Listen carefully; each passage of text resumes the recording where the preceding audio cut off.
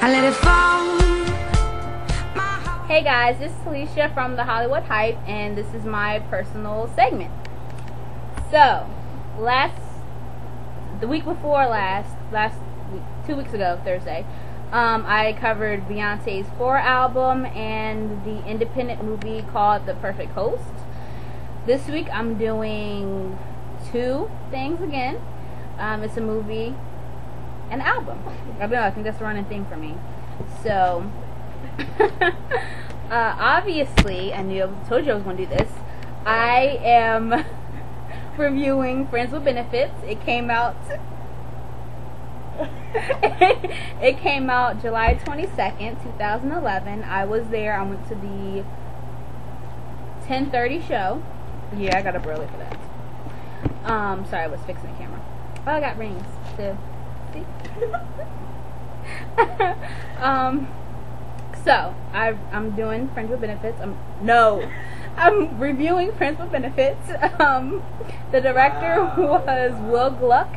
He also directed Easy A and Fired Up. The writers for the show, screenplay, was Kenny Merriman and David A. Newman. Okay, it obviously stars Justin Timberlake and Mila Kunis as Dylan and Jamie, respectively. Patricia Clarkson as Lorena. She was Jamie's mother. And she was also in Shutter Island and The Green Mile. And obviously I feel like you've seen Woody Harrelson as Tommy. He was in White Man Can't Jump.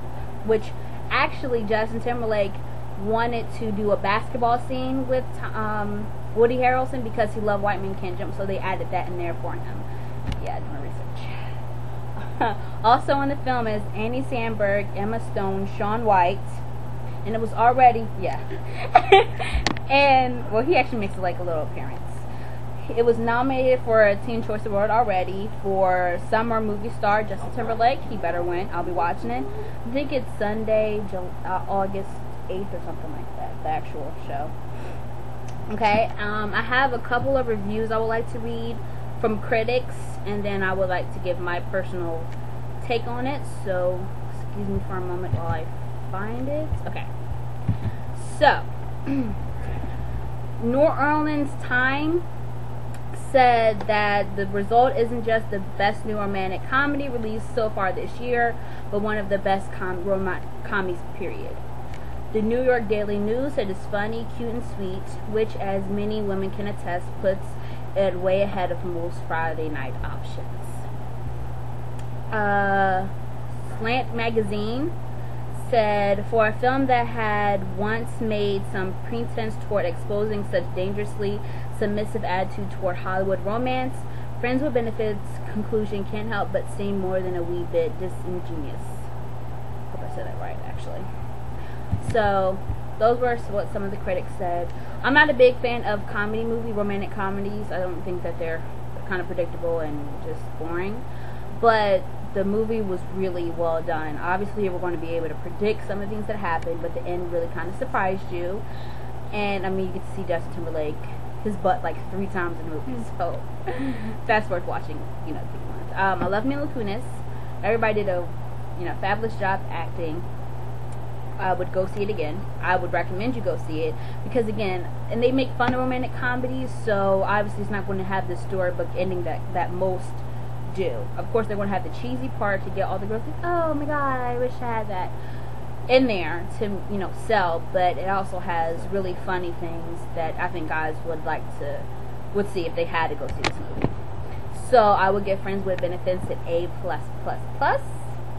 And now on to my second review, which is going to be a little bit shorter because I feel like most of you already know this album, but I had to cover it. Adele 21 album. Amazing from start to finish. Her voice is so soulful and it just works.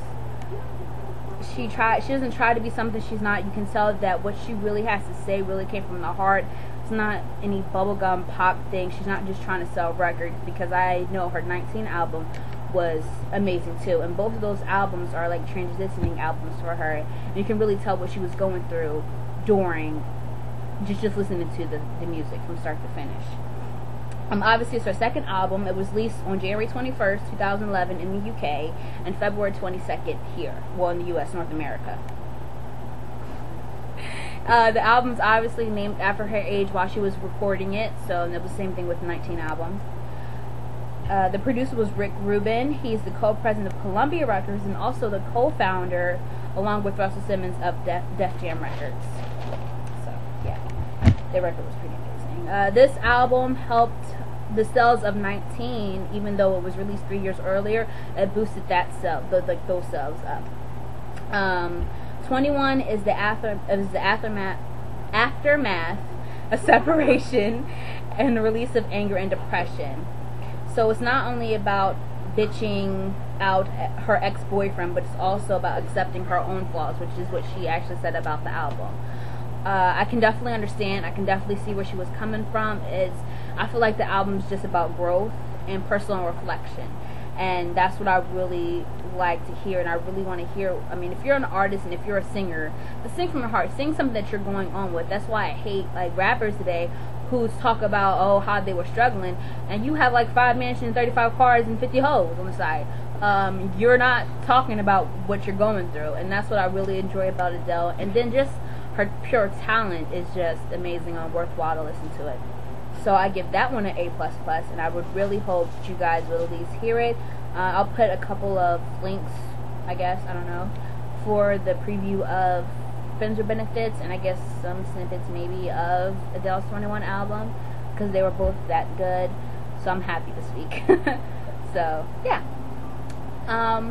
that's all I have to say, you guys. This is pretty long, so stay tuned for Amber's let's say album, I don't know, Amber's review, and I will see you guys later. Bye.